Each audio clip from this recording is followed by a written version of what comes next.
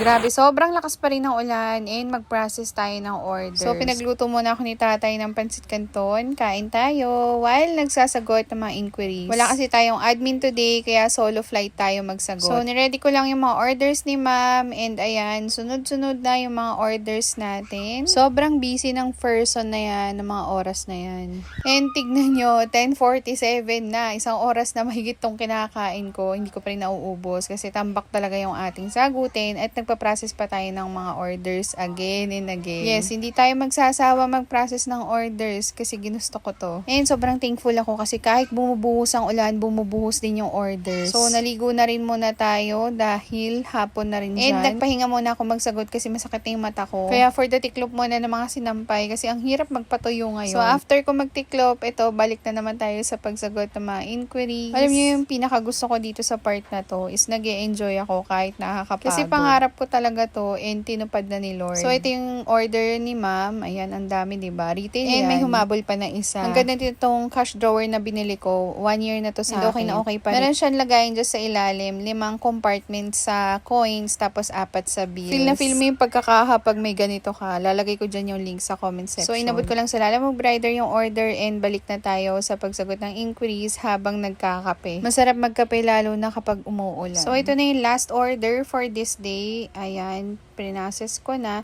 And dumating na yung Lalamove Rider. Dito, nililista ko na yung mga o-orderin ko sa supplier. Kasi marami na tayong items na sold out. And ito yung babayaran natin sa supplier. See you on my next vlog. Bye!